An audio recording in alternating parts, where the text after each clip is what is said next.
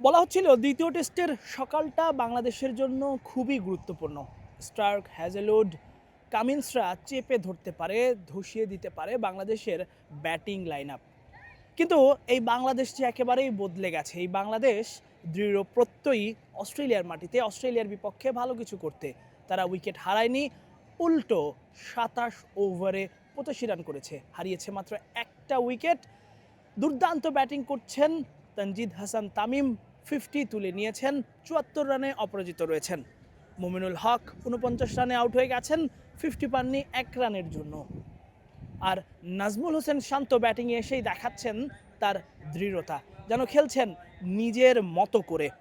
৪০ বলে ৭৮ রান, ৩টা ৪, ৫০ স্ট্রাইক রেটে ব্যাটিং। শান্তর এই ব্যাটিংকে বাজ বলের সাথে যেন তুলনা করা যায়। হ্যাজেলউড, কামিন্সদের কোনো রকম পাত্তা দিচ্ছেন না, পুল দারুণ সব কাভার ড্রাইভে ৪ তুলে নিচ্ছেন। তানজিদ তামিমও একই কাজ করছেন।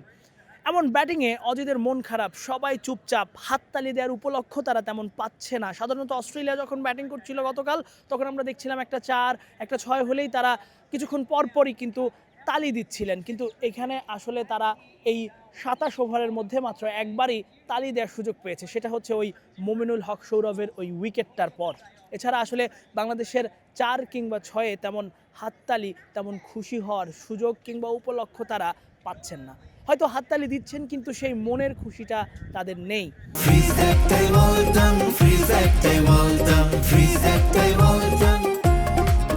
হাততালি দিচ্ছেন শুধু বাংলাদেশকে অ্যাপ্রিসিয়েট জানাতে।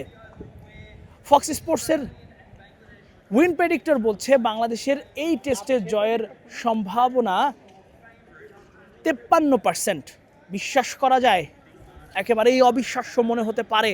ফক্স স্পোর্টস এমনই এক প্রেডিকশন দিয়েছে, যেখানে অস্ট্রেলিয়ার জয়ের সম্ভাবনা 46% আর 1% এই টেস্ট ড্র হওয়ার সম্ভাবনা।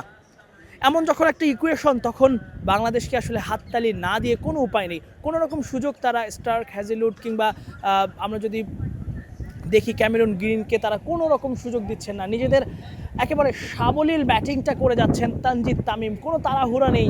যদিও স্টিভেন স্মিথের কাছে একটা ক্যাচের মতো উঠেছিল, কিন্তু সেটা অনেক কঠিন ছিল স্মিথের জন্য সেই ক্যাচ ধরাটা।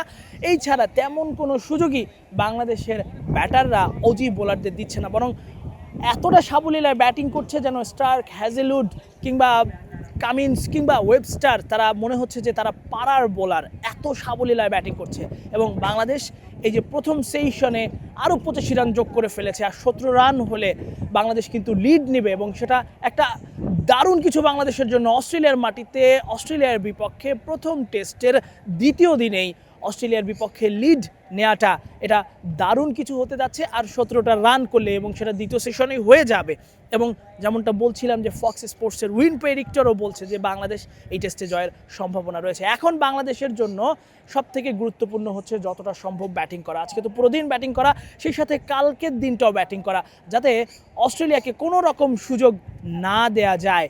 লিড না নিয়ে বরং বাংলাদেশের লক্ষ্য থাকা উচিত যে তারা এক ইনিংসেই ব্যাটিং করবে, ৩০০ ৩৫০ রানের লিড নেবে, এবং সেই রানের মধ্যে অস্ট্রেলিয়াকে অল আউট করার চেষ্টা করবে। এটাই হতে পারে সবথেকে বুদ্ধিমানের কাজ, এবং বাংলাদেশ দল সেই দিকেই এগোচ্ছে বলেই মনে হচ্ছে। বাংলাদেশ দলের ব্যাটারদের ব্যাটিংটা দেখে তাই মনে হচ্ছে, এবং সেই লক্ষ্যে অজিদের সামনে মাথা উঁচু করে, তাদের মাথাটা হেড করে দেয়া, তাদের সামনে চোখে চোখ রেখে কথা বলা, তাদেরকে কোনো রকম সুযোগ না দেয়া, এটাই সবথেকে বড় জয়, সবথেকে বড় প্রাপ্তি বাংলাদেশের দর্শকদের জন্য।